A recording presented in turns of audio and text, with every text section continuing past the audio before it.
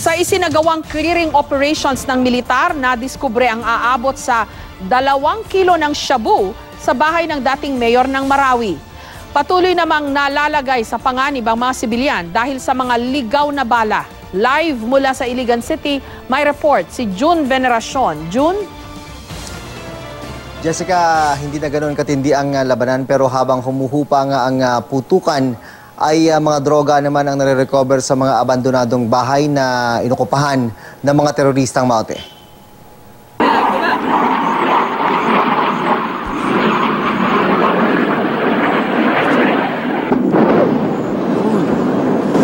May mga putok at mga pagsabog pa ring umalingaw-ngaw ngayong araw sa Marawi City, kung saan isang buwan na ang bakbakan ng puwersa ng gobyerno at ng Maute Group. Ang bawat airstrike sinusundan ng mga putok sa combat zone. Kasabay ng opensiba ng militar, ang pagkakasa ng house-to-house clearing operations. Sa operasyong ito, dadiskubre ang aabot sa 2 kilo ng hihinalang shabu sa bahay ni dating Marawi Mayor Omar Solitario Ali. Doon dyan sa bahay na yan, kasama natin yung mga tropa ng AFP. Nagkakantak tayo kasi hanggang ngayon may sniper pa rin doon sa area. Kaya nahihirapan din tayo makapenetrate. Pero ginawa pa rin natin kasi may mga reports nga tayo na natatanggap. Kaya yan, na-recover natin doon sa second floor ng bahay ni former Mayor Omar Ali Solitario, yung 2 kilo ng shabu. Positibong droga ang nakuha sa bahay makaraang isa-ilalim sa spot drug testing ng PNP Drug Enforcement Unit. Hinala ng pulisya, financier ng Maute Group ang dating alkalde at sa bahay niya rin nagkuta ang mga terorista. Isa siya sa financier and drug lords, Maute Group. Matagal nang pinaghahanap ng mga otoridad si Ali, nakabilang din sa listahan ni Pangulong Duterte ng mga di umano'y narco-politician. Itinanggi niya noong may kinalaman siya sa bentahan ng iligal na droga. Naaresto kamakailan ang kapatid niyang si Fajad na dating alkalde ng Marawi. Bukod sa bahay ni Ali, naniniwala ang militar na marami pang iligal na droga na naiwan sa mga bahay sa sentro ng bakbakan. Pero hindi raw magiging madali na ma-recover ang mga ito. Makikita natin this is already the last stand or the desperate action ng kalaban. Makikita mo yung pagsunog ng bahay, paggamit ng mga Molotov cocktails, fuel bombs, and even the use of the hostages as human shields. Kasama rin sa mga nagpapahirap sa militar ang mga ligaw na bala. Kagaya na lang ng mga tumatama sa Kapitolyo ng Lanao del Sur, kung saan nakatira ang ilang bakwit at kung saan ginaganap ang mga media briefing. Panawagan natin sa kanila is not to stray around the compound at wag na silang masyadong mag-stay pa dito, lalong-lalo na dun sa mga area na hindi covered. At ngayong isang buwan na mula nang magsimula ang krisis, patuloy ang pag-monitor ng mga otoridad sa sitwasyon ng mga nasa evacuation center. As of June 22, meron na po tayong na-recorded 24 deaths at meron po tayong 6 under verification. Mas marami rin mga bakwit ang piniling makitira sa kanilang mga kaanak. More or less 20,000 yung ating persons in evacuation centers. Pero yung karamihan pa rin po ng ating mga bakwit ay nasa bahay-bahay or nasa community na representing about 256,000. Sa kabila nito, patuloy pa rin ang ikinakasang relief operations para sa mga apektadong residente. Habang nagpapatuloy ang krisis sa Marawi, panay rin ang counter-terrorism operations sa iba't ibang bahagi ng Mindanao. Sa Pagadian, arestado ang 2 lalaking pinaghihinalaang kasamahan ng Abu Sayyaf at Maute Group. Kinilala ang mga naaresto na sina Judge Shri sa Abdullah, na kapatid ni Commander Global ng Abu Sayyaf, at kasama niyang si Jamal Jamil. Ayon sa mga pulis, bumibili ng gamot na pangmaramihan ng 2 nung sila'y inaresto. Dinala na sila sa Lanao para masampahan ng kaukulang reklamo.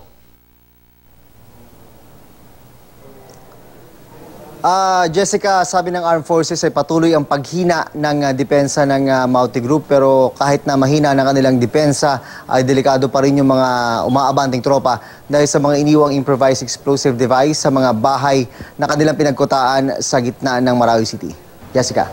June, pag sinabi nilang clearing operations, ibig sabihin papatapos na itong gulo. nakakapasok na yung mga tropa ng gobyerno sa mga bahay, sa mga building. Pero parang hindi pa rin isang buwan na. Actually, nung mga first few days pa nga lang, simula nung nag-umpisa itong gulo, Ma'am Jess, ay gumagamit na sila ng terminolohiya na clearing operation pagkatapos silang gamitin yung kanilang kadalasang ginagamit na terminolohiya na surgical operation, yung paglalaglag nga ng mga bomba at mga airstrike. So mula nung siguro first week pa lang ng labanan, naririnig na natin yan. So hindi siguro pwede sabihin na indikasyon yung paggamit ng term na yan kung malapit na ba o matagal pa. Pero ang naririnig naman natin na common line mula sa kanila ay malapit nang matapos itong problema nito. Then again, ulitin ko lang palagi na kung kailan, yan ang hindi pala talaga nila masabi kung kailan matatapos itong problema na ito, Jessica. May isang columnist din yata today, no? Hindi ko matukoy lang kung sino, pero nabasa ko na this columnist made mention of the fact na mula umpisa, lahat ng mga tansya na sinasabi ng militar kung ilan yung kalaban nila, kailan matatapos ito, parang wala pang tumama. Ay nagkakasalasalabi talaga, Ma'am Jess.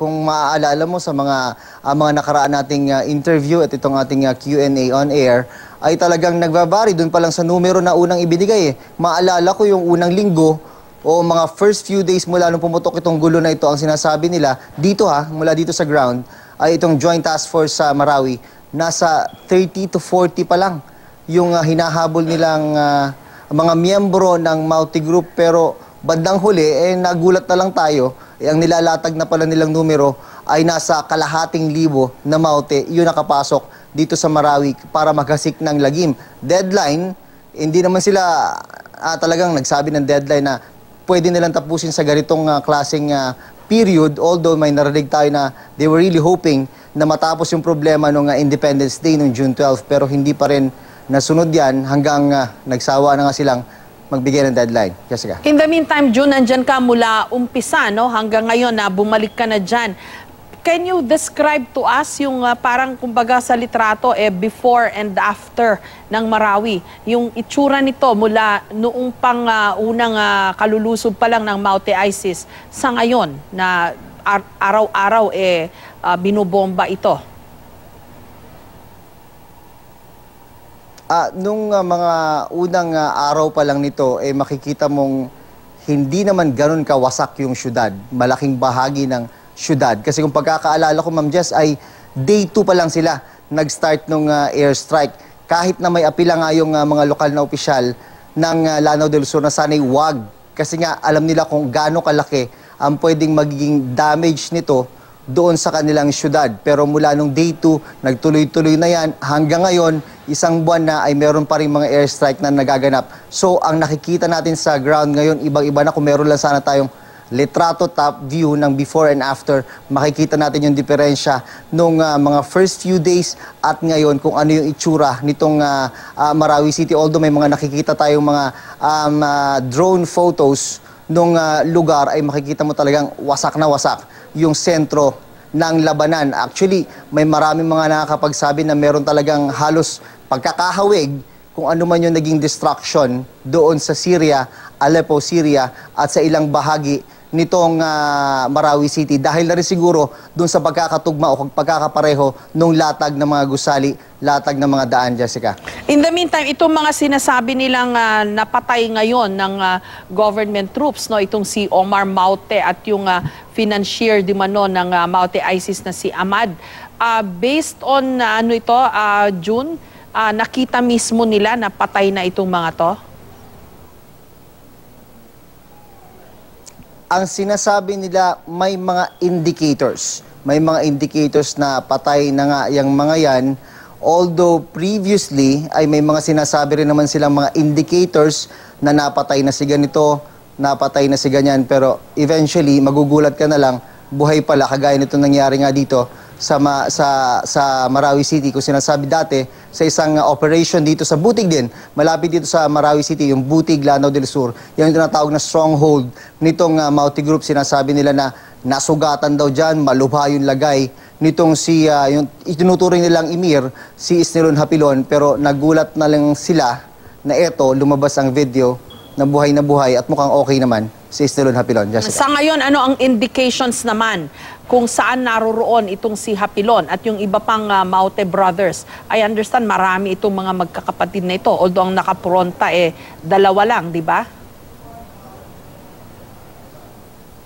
Dalawa, yung Omar nga, yung sinasabi nilang na-neutralize na daw, at yung Abdullah. Ang sinasabi nila, yung Abdullah ngayon yung nagli-lead kasama itong kanilang Emir na si Isnilon Hapilon na nandito pa rin daw sa gitna ng labanan dito sa Marawi City. Pero mabanggit ko lang, Jessica, para lumalabas daw dito sa kanilang assessment ay itong dalawa yung nagpapatakbo, meron silang mga ibang tropa, pero yung mga tumatayo daw ng mga ground commanders dito sa labanan na ito ay mga banyaga daw, Jessica. Okay, in the meantime, matagal nang confirmed na ang Abu Sayyaf at ang Maute ISIS nagsanib puwersa na. No? Ito nga, nakita na natin si Isnilon Hapilon, mukhang nakapwesto na. Yung kaguluhan sa Pigkawayan, sa Cotabato, June, mula kasi nung pumutok yon, na speculations lang na baka related ito, connected sa Marawi. Pero wala pa tayong naririnig na official na analysis o pahayag mula sa armed forces kung konektado ba itong mga kaguluhang nangyaring ito ngayon.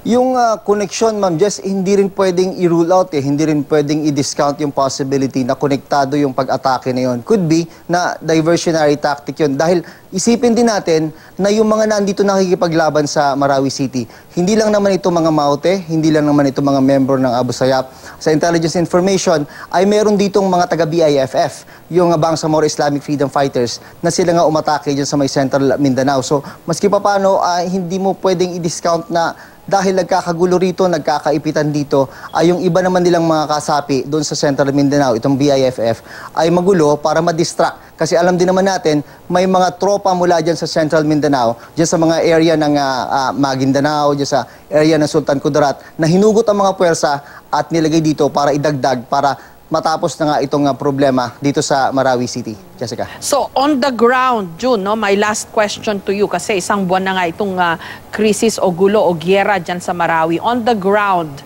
do you get the feeling na papa-wind down na nga ito, or things could still go so much worse than what it is now?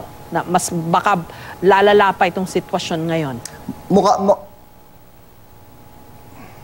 Mukha naman, Ma'am Jess, mukha namang nandun tayo sa sitwasyon na pwede natin sabihin na talagang malapit nang matapos itong problema nito. Kung pagbabasihan na rin natin yung resistance mula dun sa Maute Group dito sa mga papasugod na mga tropa ng pamahalaan, mapapansin mo naman yan dito hindi mo pwedeng i-deny kung lumalaki pa o pahupa na yung problema, base na rin sa putok.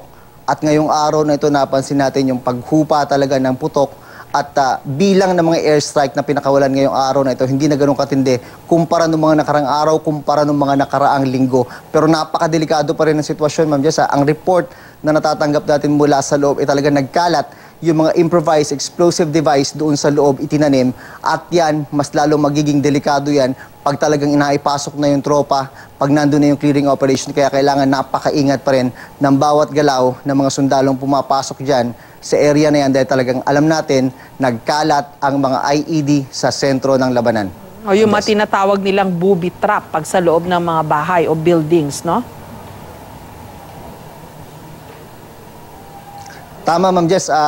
May mga report nga tayo nakukuha na maya't maya ay may mga nagpapasabog na yung mga sundalo doon para i-detonate na rin mismo, hindi na magkaroon ng pinsala pa doon sa mga iba pa nilang tropa. Kaya nga sinasabi nila ang stage na clearing operation, isa yan sa pinakadelikadong bahagi dahil dyan mo talagang gagawin yung sinasabing kada palapag, kada sulok, kada street, yan ay kiklear mo, dyan delikado, may mga nadadali pa sa mga ganyang pagkakataon, Ma'am Jess. Maraming salamat at ingat kayo dyan sa Iligan at sa Marawi, June Veneracion.